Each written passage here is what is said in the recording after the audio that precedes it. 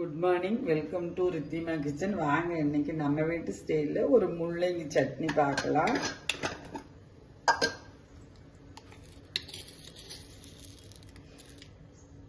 ஒன்றரை ஸ்பூன் எண்ணெய் ஊற்றிருக்கிறேன். இந்த ஸ்பூனில் இவ்வளவு கடலைப்பருப்பு போட்டு போகிறேன்.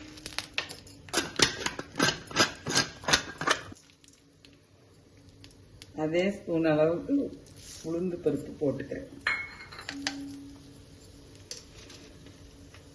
கூடவே காஞ்ச மிளகாய் 6 ஒரு பச்சை மிளகாய், அது ஆஃப் பழுத்தது, அதுவும் போட்டுக்கிறேன்.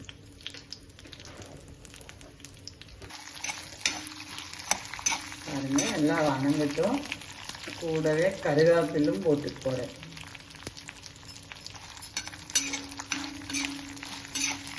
இதுலயே இவ்வளவு பெருசு புளி, அதுவும் போட்டுக்கிறேன். பாருங்க, நம்ம போட்டதெல்லாம் நல்லா வறுத்துருச்சு. எடுத்து மாற்றி வச்சு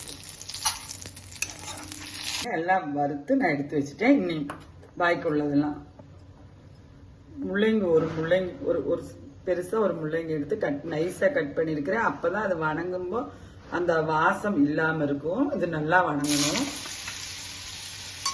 முள்ளங்கி சட்னி நிறைய விதமா அரைக்கலாம். அதுலயே நான் வெள்ளை பூண்டும் போட்டுட்டேன். முள்ளங்கி என்ன கலர் இப்படி இருக்குன்னு பார்க்காதீங்க. நான் வரமிளகா பருப்புகளை அதில் வறுத்துருக்கேன், புளியும் போட்டு வறுத்துருக்கேன். அந்த எண்ணெயே இந்த சட்னிக்கு எனக்கு போதுமான அளவு. இப்போ அதனால அதுலேயே போட்டு வணக்கும் போது அது கலர் அப்படி இருக்குது. இந்த டைம் நான் வெங்காயம் போட்டுக்கிறேன். இது முள்ளங்கி பாதி தானோன்னு நான் வெங்காயம் போட்டுக்கிறேன். இப்போ ஒரு திருப்பி விட்டு போட்டு நான் 2 தக்காளி கட் பண்ணி வச்சுருக்கேன். அது இதுலேயே போட்டு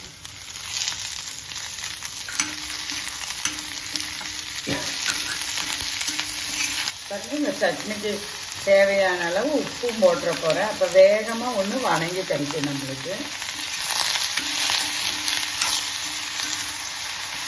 அதனால் முள்ளங்கி, தக்காளி, வெள்ளைப்பூண்டு எல்லாம் நல்லா வணங்கிடுச்சு.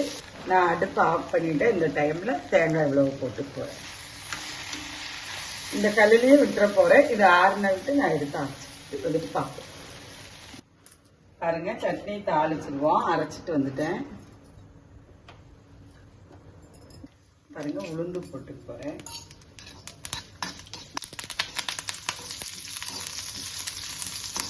ஒரு கருவேப்பிலை. எல்லா வீட்லையும் தாளிக்கிற போலதான்.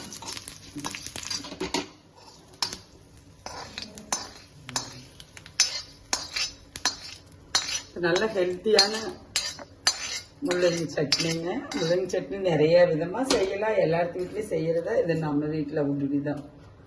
வாங்க நம்ம வீட்டில் சாப்பிடலாம். இட்லி, தோசை, சாப்பாடு எல்லாத்தோடையும் மேட்ச் ஆகும் இந்த சட்னி. வாங்க நம்ம வீட்டில் சாப்பிடலாம். நன்றி, வணக்கம்.